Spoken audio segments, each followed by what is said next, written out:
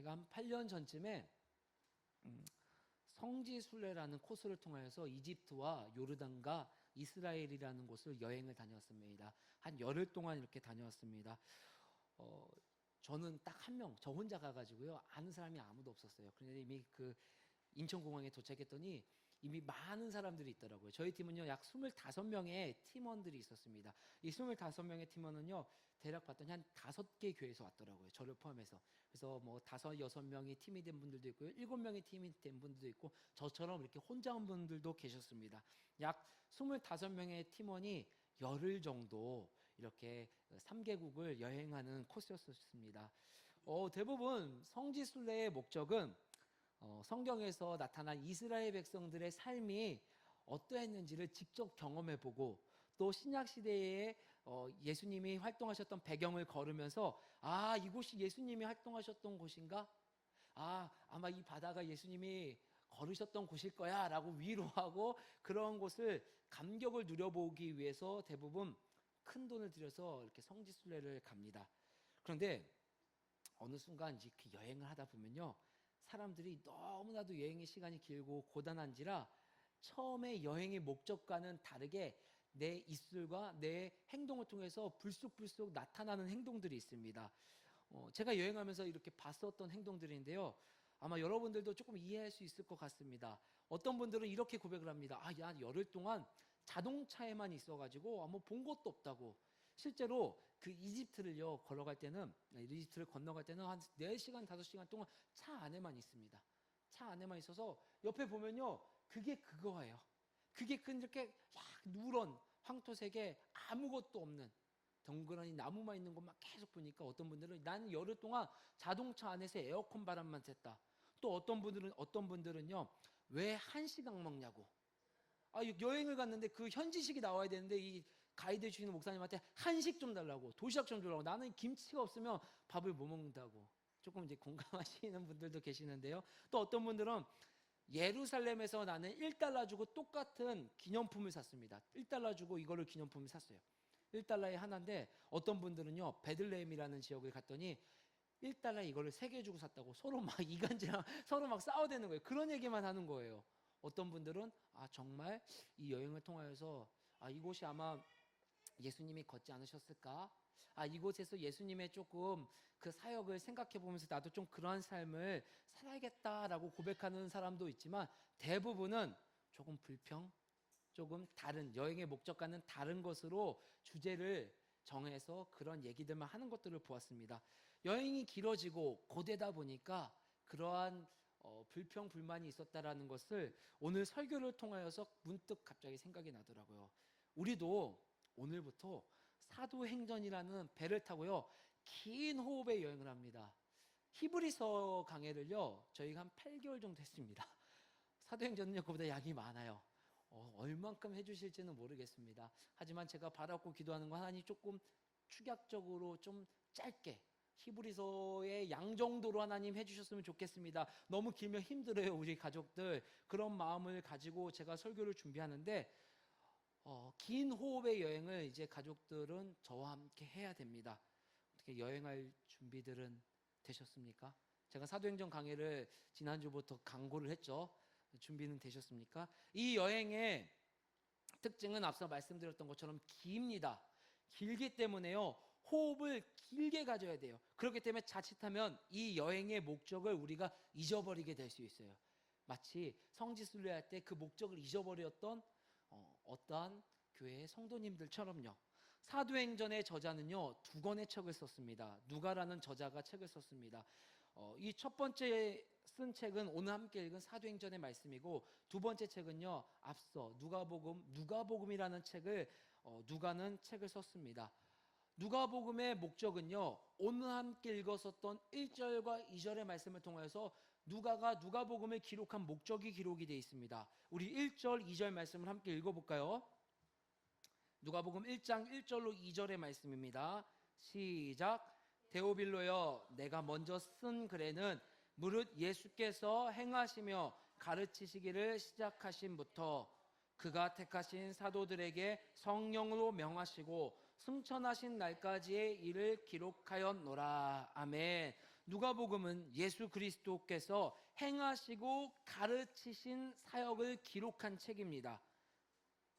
사도행전은요, 제목에서 사도행전이라는 제목에서 말해주는 것처럼요, 사도들의 사역과 그 사도들의 사역을 통해서 계속해서 멈춰진 것이 아니라 오늘날까지 일어나는, 계속해서 드러나는 예수 그리스도의 행하신 일들이 기록된 책을 누가가 저작한 누가복음과 사도행전이라고 말씀해 주시고 있습니다.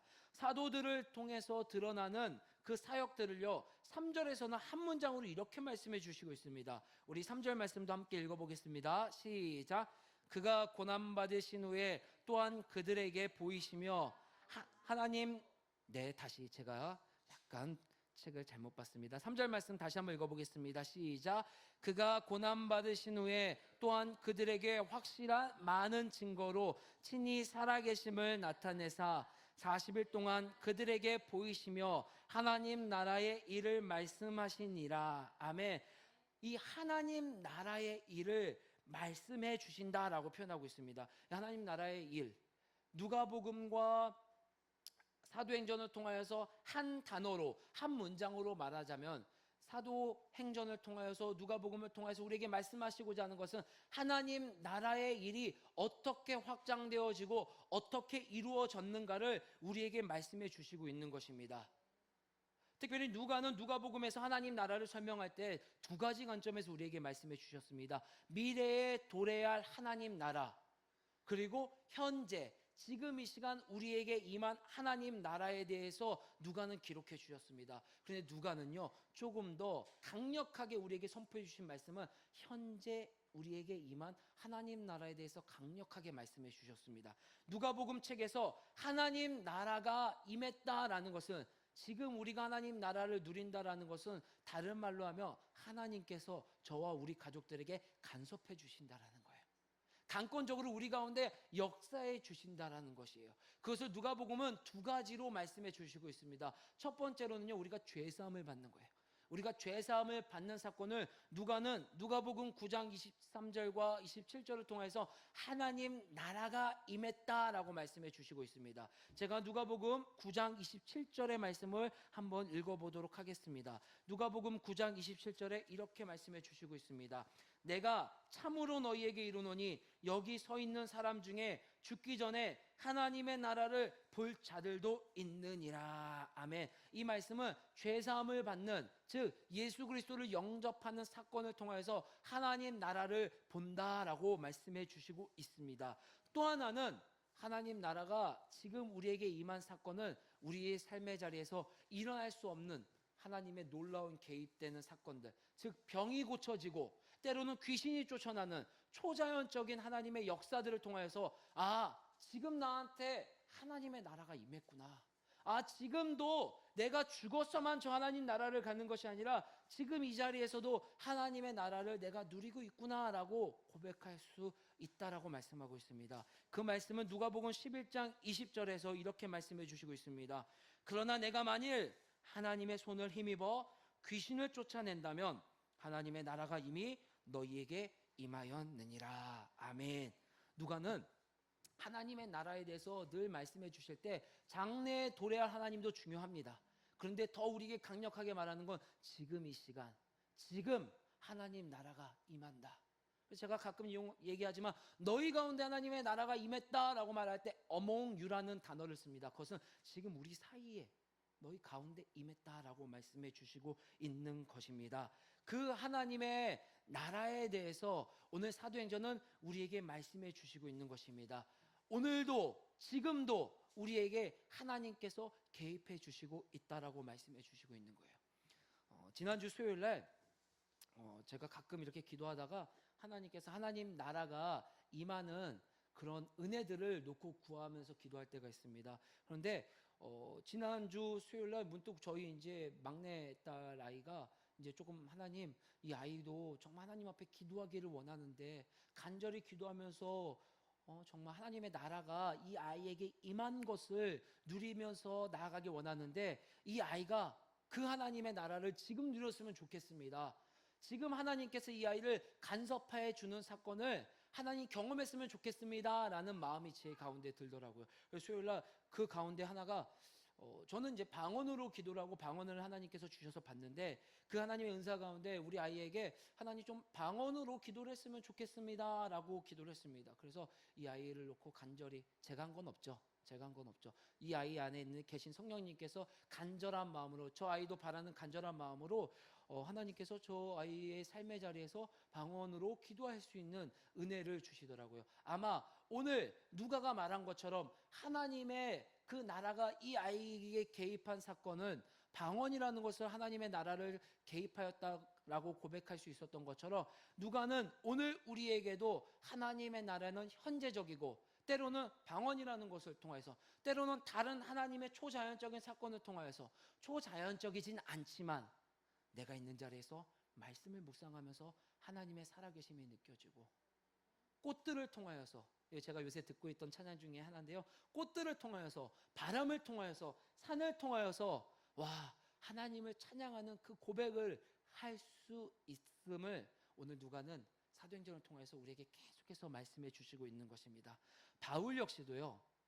그 말년의 사역에서 하나님 나라와 예수 그리스도를 전파한 그 사역을 말씀해 주시고 있습니다. 사도행전 28장 31절 사도행전의 가장 마지막 절입니다. 사도행전의 가장 마지막 절에 바울의 사역에 대해서 이렇게 말씀해 주시고 있습니다. 하나님의 나라를 전파하며 주 예수 그리스도에 관한 모든 것을 담대하게 거침없이 가르치더라. 아멘. 바울도 하나님의 나라를 전파하며 주 예수 그리스도에 관한 모든 것을 전파하는 사역을 했다라고 말씀해 주시고 있습니다. 사도행전의 말씀은 하나님께서 개입하시는 놀라운 하나님 나라의 확장들이 사도 시대에도 있었고 초대교회 시절에도 있었고 지금까지 2000년의 시간의 동안도 하나님께서 개입하셨고 지금도 있고 우리 후대에도 있을 것이라는 것을 말씀해 주시고 계속되길 원하시는 것을 말씀해 주시는 성경입니다. 그 사역에 목사와 전도사와 집사로 아빠와 엄마로 자녀로 친구로 동료로 이웃으로 우리를 불러주셨습니다. 이 목적을 잊고 사도행전이라는 긴 여행을 하다 보면요 우리가 마지막에는요 버스 에어컨이 어쨌더라 방언이 어쨌더라 하나님의 역사가 어쨌더라만 기억이 되고 남게 됩니다. 중요한 것은 하나님께서는 우리를 하나님의 나라와 주 예수 그리스도를 전파하는 그 귀한 본질의 사역을 잊지 말고 이 사도행전이라는 긴 여행을 끝까지 하기를 원하신다라고 말씀해 주시고 있는 것입니다. 하나님 나라의 선교사로 불러주신 하나님을 찬양하며 선교사로서의 삶을 잘 감당해낼 수 있는 저와 우리 가족들이 되기를 주의 이름으로 간절히 소망합니다. 여러분 제가 경찰 공무원 시험을 조금 준비했었습니다. 대한민국의 경찰이 될 수도 있었던 사람입니다. 경찰 공무원이 되기 위해서는요 우선은 3차에 걸친 공무원 시험에 합격을 해야 됩니다. 이 시험이 참 어렵죠. 이 3차에 걸친 시험을 합격했다고 해서 다 경찰이 되는 게 아니에요. 이 3차에 합격한 사람은요 중앙경찰학교라는 곳이 있습니다. 중앙경찰학교라는 곳으로 입수해서 합격한 사람들만 입수해서 34주라는 시간 동안 실전에 고된 훈련을 거쳐야 됩니다. 이때 대부분 운동, 검도, 유도, 태권도를요 1단씩 따고 나오게 됩니다. 기본적으로. 그리고 나서 그 이후에 내가 하고 싶은 운동을 계속해서 단을 따야 되고 또 실제적으로는 수사는 어떻게 해야 되는지 또 강력범들은 어떻게 만나야 되는지를 자세히 배우는 것입니다. 그런 훈련을 통해서 우리가 볼 수 있는 우리를 지켜주는 경찰들을 만날 수 있게 되는 것입니다. 경찰 시험에 합격해서도요 중앙경찰학교에서 낙오되면 경찰이 될 수가 없습니다. 마찬가지로 하나님 나라의 사역자도 마찬가지입니다. 준비 없이는요 그 사역을 감당할 수가 없습니다. 제자들은 3년간 예수님과 동행했고 바울도 하나님 나라의 사역자로 아라비아에서 3년이라는 시간을 훈련받았습니다.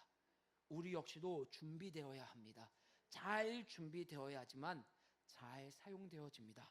그렇다면 우리가 어떻게 잘 준비를 할 수 있을까요?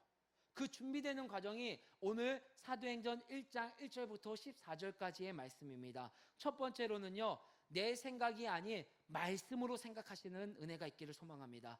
내 생각이 아닌 말씀으로 생각하는 자가 잘 준비되는 자입니다. 사도행전 1장 4절의 말씀 함께 읽어볼까요? 1장 4절의 말씀 시작. 사도와 함께 모이사 그들에게 분부하여 이르시되 예루살렘을 떠나지 말고 내게서 들은 바 아버지께서 약속하신 것을 기다리라. 아멘. 예수님이 말씀해 주신 말씀입니다. 예수님께서 사도들에게 이렇게 말한 것입니다. 예루살렘 떠나지 마. 예루살렘 떠나지 않는데 떠나지 말고 내게서 들은 바 아버지께서 약속하신 것을 기다리고 있어라. 예수님은 제자들에게 왜 예루살렘을 떠나지 말라고 하셨을까요? 여러분, 먼저 그 예루살렘이라는 것을 우리가 살펴볼 필요가 있습니다. 예루살렘은 어떤 곳입니까? 얼마 전만 해도 40여일 전만 해도 그들이 따르던 예수님이 잡혀서 잔인하게 죽은 곳입니다. 쉽게 말해서 피비린내가 진동하는 곳입니다. 아직까지도 예수님은, 우리 입장에서는 예수님이지만 로마 사람들의 입장에서는, 예루살렘에 있는 입장에서는 아직까지도 예수라는 작자는 십자가에 죽은 죄인일 뿐입니다. 자칫 잘못하면 내가 그를 따르고 있다는 것이 소문이 나게 되면 엮여서 잡혀갈 수도 있고, 나도 십자가에 잡힐 수도, 십자가에 처형받을 수도 있는 무서운 곳입니다. 우리의 감각은 늘 말하고 있습니다. 그곳은 위험하고 내가 그곳에 가면 귀찮은 일에 엮일 수 있을 것 같은 곳이라고. 그래서 그곳을 본능적으로 피하라고 하는 그 예루살렘, 그곳입니다. 그런데 예수님은요, 그곳에서 우리를 하여금 기다리라고 말하고 있습니다. 또 예루살렘은 그 제자들에게 익숙한 곳이 아닙니다. 제자들에게 가장 익숙한 곳, 제자들이 필드에서 가장 많이 사역했던 곳은 갈릴리라는 곳입니다. 익숙하지도 않은 그곳에서 예수님은 예루살렘에서 머무르라고 합니다. 여러분, 저도 부끄럽지만요, 교회를 개척할 때 목사 안수 받을 때 부르는 노래가 있습니다. 아골골짝 빈들에도 나는 어디든 가겠다. 그 말은 무슨 말입니까? 저 섬이라도, 성도 한 분이 없어도 나는 하나님이 불러주시면 가겠다라고 하는 찬양이고, 목사 안수 받을 때도 그 찬양을 꼭 합니다. 그런데 부끄럽지만요, 제가 개척을 준비하면서 입으로는 하나님 앞에 아골골짝 어디든 가겠습니다 라고 찬양을 하지만 제 속마음으로는 하나님 앞에 이렇게 기도하고 있습니다. 하나님, 제가요 대전 아래로는 가본 적이 없어서 너무나도 낯설어서, 저는 수도권에서만 태어났고 성남에서만 태어나다가 제가 사역한 곳이 뭐 구리, 부천 다 수도권 아니지 않겠습니까? 하나님 앞에, 하나님, 제가 대전 아래는 좀 무서워서 못 가겠습니다. 어떻게 좀 대전 위쪽에서만 좀 사역하게 해주세요 라고 그런 기도를 했었던 부끄러움이 조금 있습니다. 예수님은요, 이렇게 불편하고 위험한, 우리가 가고 싶어 하지 않는 곳에서 왜 기다리라고 하셨을까요? 그것은 다름 아니라 살아생전에 예수님께서 우리에게 말씀해 주신 약속 때문입니다.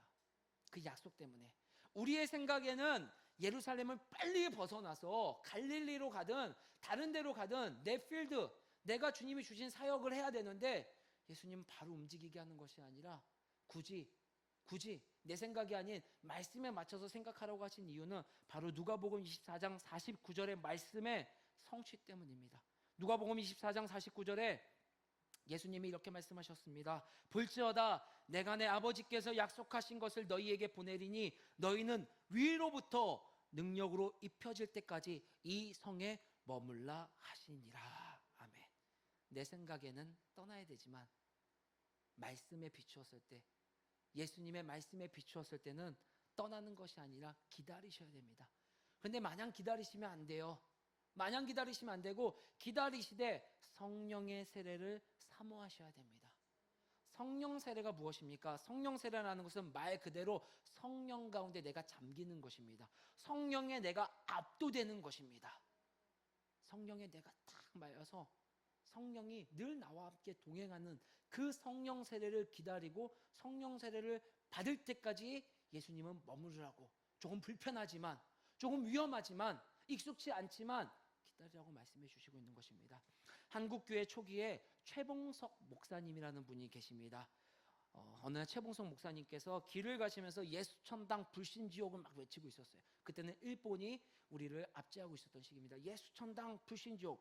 때마침 일본 순사가 지나가고 있다가 목사님은 들으라는 듯이 더 큰 소리로 예수천당 불신지옥, 예수님 믿으면 천국 가고 믿지 않으면 지옥 갑니다 라고 막 외치고 있었어요. 그 순간 순사가 타고 있었던 말이 놀라가지고 이 일본 순사가 저 땅바닥에 나뒹굴어져서 떨어지게 돼버린 거예요. 너무 화가 난 순사는요, 이 목사님을요 멱살을 잡고 파출소로 끌고 갑니다. 그리고 파출소에 끌고 와서 현관문 앞에다가 앉혀놓고 자기가 오며 가며 왔다 갔다 할 때마다 목사님을 사정없이 때리는 거예요. 때로는 주먹으로, 때로는 발길질로, 때로는 손바닥으로 계속해서 막 왔다 갔다 때리는 거예요. 근데 그때마다, 맞을 때마다 이 최봉성 목사님은요 자신의 입을 통해서 이런 말을 하는 거예요. 예수천당. 맞을 때마다, 한 대 맞을 때마다 예수천당, 예수천당, 예수천당.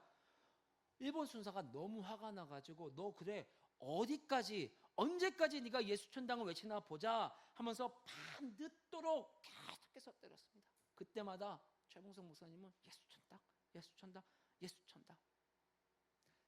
밤늦게 이 지친 순사가, 때리다가 지친 순사가 목사님을 사무실 안으로 데리고 들어와서 이렇게 물어봤습니다.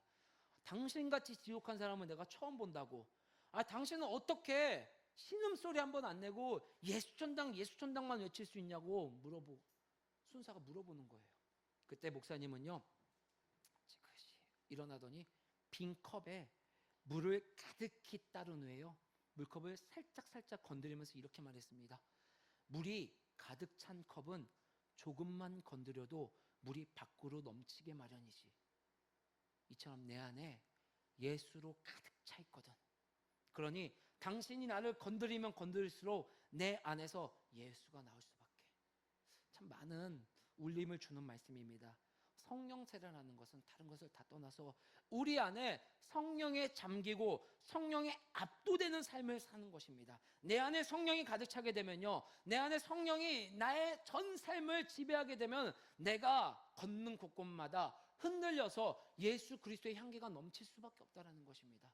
아마 최봉성 목사님은 성령 충만하셨기 때문에 그렇게 예수천당 할 수 있는 것입니다. 예수님은요 오늘 우리에게 그걸 원하시는 거예요. 내 안에 성령에 압도된 삶.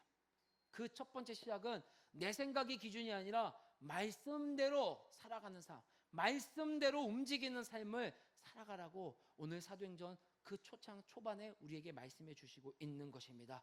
성령에 압도되는, 성령의 충만함, 여기 계신 분들은 성령 세례를 받으셨기 때문에 성령의 충만함을 사모할 수 있는 우리 가족들 되기를 주의 이름으로 간절히 소망합니다.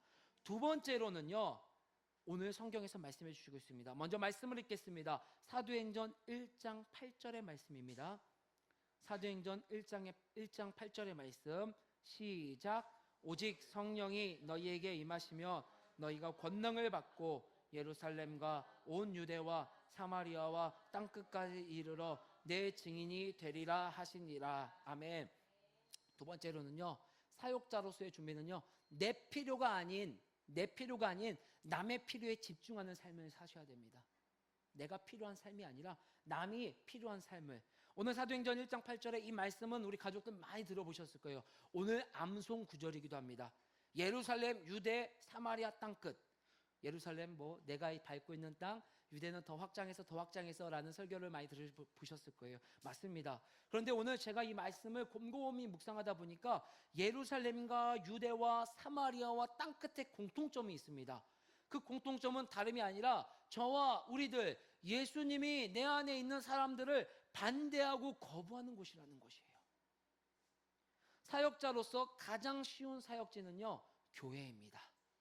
왜냐하면 제가 무슨 말을 하건 우리 가족들은요 아멘으로 받아주고 이해해 주는 것이기 때문이에요. 공통점을 가지고 있는 분들이기 때문입니다.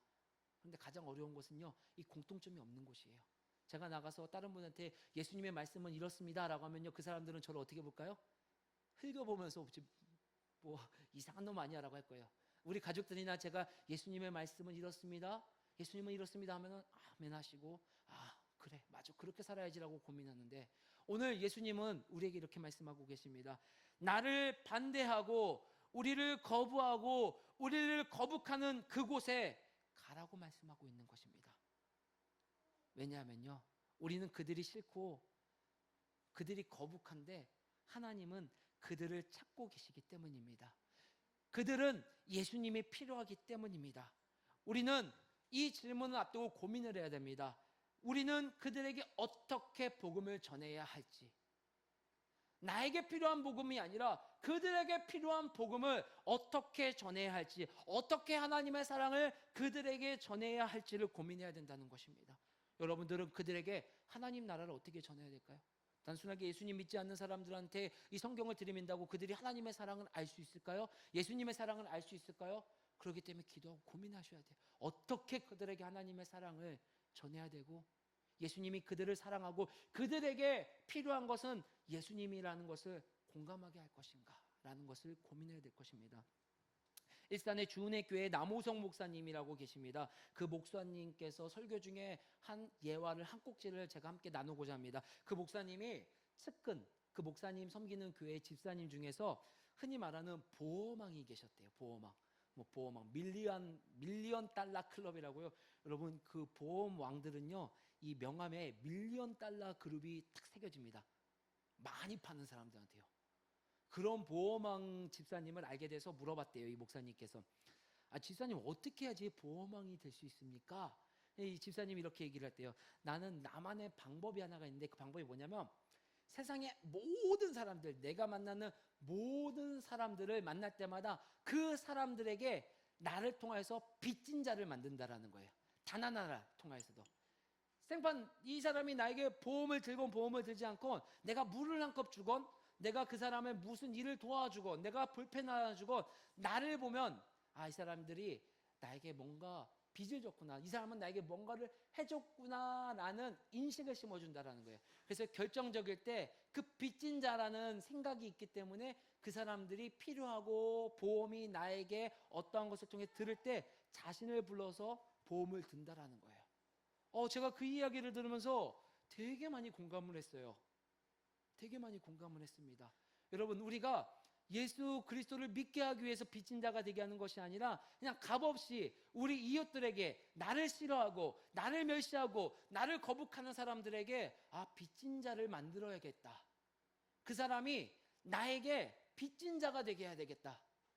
어떠한 봉사건 어떠한 사람이건. 그래서 제가 말씀드렸듯이 한 몇 개월 전에 말씀드렸죠. 제가 아침에 교회 앞에서 청소를 할 때 저 이화 어린이집 옆에 원장님은 우리 교회까지 비지를 안 하시더라고요. 제가 늘 봐요. 몰래 보면은 이 원장님은 예수님을 믿고 믿지 않고 모르겠는데 자기네 그 경계선까지만 이렇게 쓰시더라고요. 제가 이렇게 평일날 보면요. 근데 저 약간 기분이 좋지 않은데, 제가 예전에는 뭔가 사람들에게 보이려고 그 이화 어린이집까지 막 쓰는데, 그렇게 제가 고백했죠. 근데 지금은 안 그래요. 이화 어린이집이 우리 교회 빚진 자가 되게 하겠다. 그래서 늘 기쁜 마음으로 제가 비지를 할 때 여기 이화 어린이집까지 가고, 저기 옆에로는 저 사거리 그 한복판까지 제가 늘 비지를 하고 있습니다. 여러분, 우리가 어떻게 해야지 그들의 필요에 집중할 수 있을까요? 여러분, 제가 먼저 제언을 드립니다. 여러분이 그들에게 빚진 자가 되시길 바랍니다. 그들이 여러분을 보면 내가 그한테 뭔가 빚을 줬어. 물 한 컵을 받았건, 음료수를 한 컵 받았건, 커피를 한 컵 받았건, 아니면은 아주 아름답고 이쁜 얼굴로 인사를 받았건, 빚진 자가 되어서 그들에게 하나님의 사랑이, 예수 그리스도의 그런 귀한 사역들이 흘러들어갈 수 있는 통로로 사용되어지는 은혜가 있기를 주의 이름으로 소망합니다. 세 번째로는요, 바로 지금이 가장 좋은 때입니다. 이걸 기억하는 자가 하나님의 그 사역에 시작할 수 있는 복된 자입니다. 1장 11절 말씀입니다. 사도행전 1장 11절 말씀 함께 봉독하겠습니다. 1장 11절 말씀 시작. 이르되 갈릴리 사람들아, 어찌하여 서서 하늘을 쳐다보느냐? 너희 가운데서 하늘로 올려지시니 예수는 하늘로 가심을 본 그대로 오시리라 하였느니라. 아멘. 예수님께서 부활하시고 나서 40여일 동안 제자들과 함께 했습니다. 그리고 나서 이제 승천하시는 말씀이 바로 11절 말씀입니다. 이때 예수님께서 하늘로 올라가시는 가운데 흰 옷 입은 두 사람, 우리는 이 두 사람이 천사인 걸 알고 있습니다. 흰 옷 입은 두 사람이 그들에게 묻습니다. 왜 서서 하늘을 쳐다보고 있어? 예수님이 올라갔는데 참 야속하죠. 당연히 내 스승이고 또 나의 구주이신 예수님이 올라갔는데 어떻게 해서든 끝까지 보고 싶고 그 예수님이 나하고 멀어지고 있는 그 안타까움에 끝까지 지키는 것이 인지상정 사람의 제자의 모습 아니겠습니까? 그런데 두 천사는요, 왜 거기 서서 하늘을 보고 있느냐라고 말하고 있습니다. 이 말은 다름이 아니라 너희들이 지금껏 예수님과 3년 함께 했고 또 부활하신 다음에 40일 동안 함께 머무르면서 함께 너희들이 앞으로 가야 할 사역과 말씀과 하나님의 나라에 대한 그 목적들을 잘 듣지 않았느냐? 신신당부 듣지 않았느냐? 근데 왜 멈춰 있냐는 것입니다.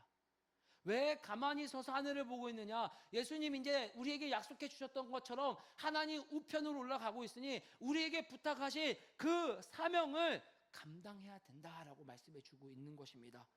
너희들이 지금 해야 할 일을 너희들이 지금 잘하고 있지 않느냐? 가만히 있지 말아라. 멈춰 있지 말아라. 모른다고 하지 말아라. 지금 증인으로서 살아가라.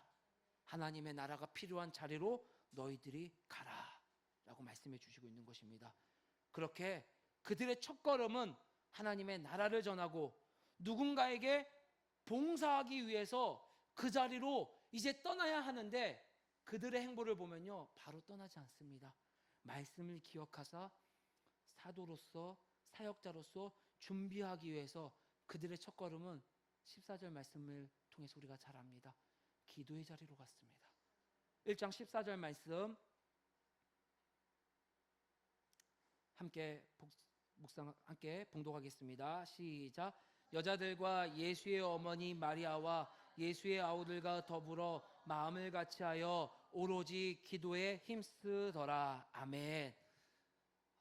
그 사역자로서의 그 삶, 그 예수님이 움직이라고 한 천사의 말씀을 통하여서 그들이 제일 먼저 한 것은 기도의 자리로 간 것입니다. 그것은 무엇입니까? 내 힘으로 할 수 없음을 고백하는 것입니다. 기다린 것입니다. 기다리는 것입니다. 하나님께서 우리 가족들을 사역자로서 선교사로서 불러주셨습니다. 어떤 선교사로 여러분들을 쓰실지는 잘 모르겠습니다. 각자의 부르신 그런 사명들이 있을 것입니다. 하지만 적어도 오늘 사도행전 그 여행 초기에 저와 우리 가족들에게 말씀해 주신 것처럼 사역자로서의 소명을 깨달았다면 이제는 내 생각이 아닌 말씀으로 생각할 수 있는 복된 자들이 되기 원합니다. 내 필요가 아닌 하나님의 저 이웃의 필요에 집중할 수 있는 복된 자들이 되길 소망합니다. 그리고 지금 바로 움직일 수 있는 복된 자들이 되기를 소망합니다. 그런 자가 하나님 나라의 주인공이 되고 하나님 나라를 확장시켜 나가는 도구로서 사용되어질 수 있다라고 말씀하고 있습니다.